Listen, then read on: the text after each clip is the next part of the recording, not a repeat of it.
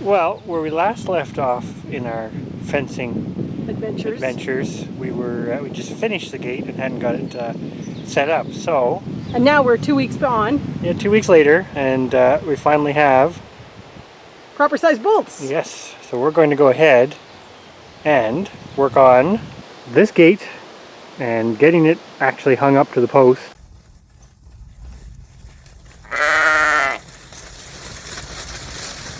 And then moving on to installing some electric fencing for the cows. Which I have worked on. We'll show you my little channel that I've cut through the blackberries. The blackberries are kind of a pain on this one, but we're getting through it. So there's kind of the channel you can see. So this one should go, I'm going to say it and regret it later, but this should go relatively quick. Well, we're mostly T-posts and a couple wood posts, so... Yep, pretty much one wood post for sure, maybe two. And we're not messing with the tractor, we're not even trying, we're just going straight in with good old-fashioned hand efforts. And just get it done. Yep. First gate on the channel! And there it is. So we got our gate hardware on and bolted in place. I don't think we did it perfect, but it'll work, considering this is mostly a block either to...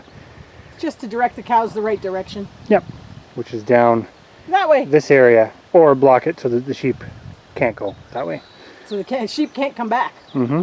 So it's a bit of a heavy gate, but it should work. So there's our gate hardware. Basically, we put the bottom one in first.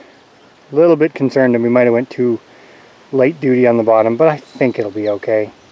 The wheel takes a lot of the weight too, which is nice. And then the top one's the reverse, so it pretty much locks it in place. And we did that second.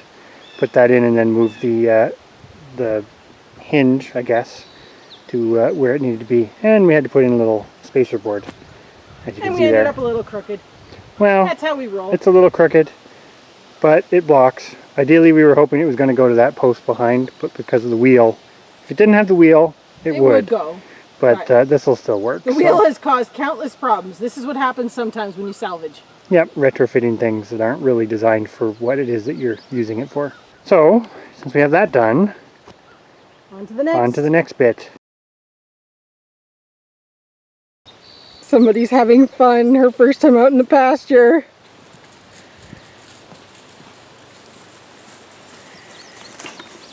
What do you think, Daisy? Grass is almost as tall as you.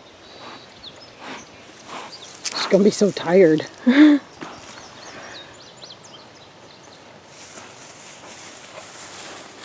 hoping she calms down soon. So here's where we're at.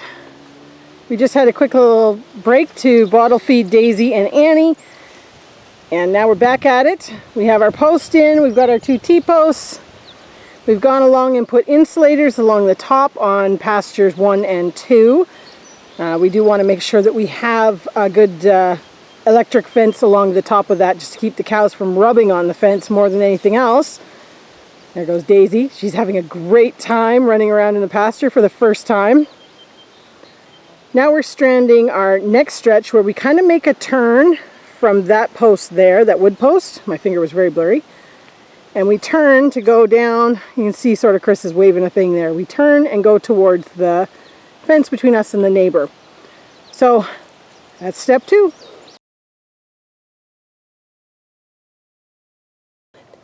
She's looking right at us.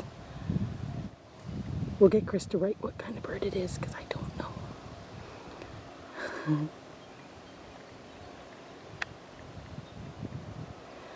Anyways, there she is. Look at those big eyes.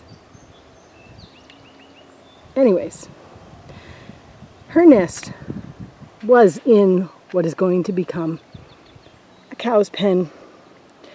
So, instead of our strand being over there, we've made an adjustment for her. So our fence is now going to go here, just on the outside of her little nest. I don't know what time it actually is, but we've actually almost completed something. In a day? In less than a day, a couple of hours really. So, I don't know, fairly impressed with this stringing electric fence. So we're going to show you what we've been up to. Here's our corner, kind of coming up. There's the gate that we finished this morning. there's the corner. We put these plastic, I don't know, egg insulators to run from. And then these are our, I guess, tensioners. We kind of got it hand tight and then basically got one full twist on each one of those. And it's about as tight as I'm willing to go. This isn't a high tensile fence. At the same time, I think it's going to work great. So we did 3. There's a bit of a gap on the bottom for the 2 cows, for the 2 linebacks, and Bucky. We're pretty sure that's going to be fine for the moment because there's like tons of food here and they won't fit under that. But in the long run, we will probably string another one down lower. We're just because this wouldn't work for calves right now. No, calves would go under it, such as Daisy. Daisy. She'd go right under that likely, or go under, hit her back on it, and then not come back through. But she's not going out here. But anyways, kind of going to walk along. I'll show you. I'll go to the middle and you can see how far this actually stretches. So this isn't really the middle, I guess, but we dug 2 wooden posts for this. So this post here is actually a slight angle change, and that's why we went with the wood one, because you can see we brace it at the back so that it won't push it back. It's in there pretty good. And then this is looking back towards the gate, as you can see. So this is kind of a shorter stretch. Each one of these are pretty heavy duty T-posts. Each one's 21 feet between them, give or take a little bit. And you can see going down further, you can see all the yellow. And we had another wood post way down at the end there, which is adjacent to, there's an existing page wire fence down there, which is in decent shape. And to be honest, I don't think the cows could get through the bushes to get at it. In the long run, we're probably going to have to do some repairs on it, but just the wooden posts are starting to rot out. So we think we can probably get away with using some T-posts to fix it. But it's really just this section here, and then it's super dense all the way along. I don't think the cows will be able to even get in there, and Bucky won't try. But anyways, we actually got that up. It was super easy. And didn't really use a whole lot of material either, which is kind of nice. So, and it doesn't look too bad. And this will be electrified, of course. We're going to right now work on the top of this fence, pasture 1. We do want to put an electric wire on the top just to keep the cows and horses, although Bucky doesn't usually lean over a fence, but to keep the cows from either rubbing on it or trying to push it down to get on the other side. So we're going to kind of continue with that. We've gotten probably halfway around. So we're going to keep going with that and see where we get to this afternoon. Well, it's the next day, Sunday, and we've been out doing a little bit of fencing, but it is hot today. So it's supposed to feel like 36 today. Yeah, so pretty warm. There is a breeze, which has been nice, but I think we're done for today. But we'll kind of show you where we got to on this. So there's kind of where we ended, and where we are is, I don't know, midway back on the property. There's a little pasture area here, which is behind, this is the back corner here of pasture 2. So we're a ways back. Basically what we've done so far, this is going to be electric, just like what we did the other day. We're going to come from this corner post along here, have a bit of a slight turn here, we have to brace that one, and then we're going down.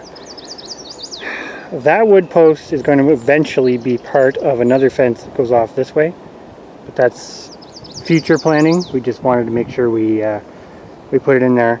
There'll be another wood post about 20 feet the other side of that one, which will be a gate to allow us into that area.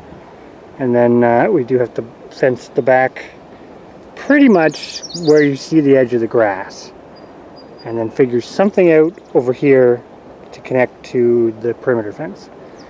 But this basically backs onto the L that we were fencing yesterday, and I think for this year, for this time of the year, we're just going to kind of let them have the L and this would be Bucky and the 2 cows.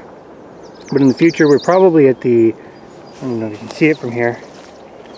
Oh, you can. So you can see it from here. So in the future, we are going to put some kind of a gate, possibly just an electric gate, across from that post, so that we could basically, the L could be a pasture, this can be a pasture, there'll be one down here. Anyways, there'll be a whole series of of pastures, because we'd like to keep the cows moving so that they don't kill any of it. But as you can see, there's a lot of stuff in here they probably won't eat, but there's a ton of food. So probably by the time we get this done, I'm guessing we'll be lucky to have them out here by Sunday next week. And that's being super optimistic. But on that note, it's hot. It's getting later in the morning, and we're going to switch to gardening because we have a whole lot of plants that have to get planted. And we're well into June.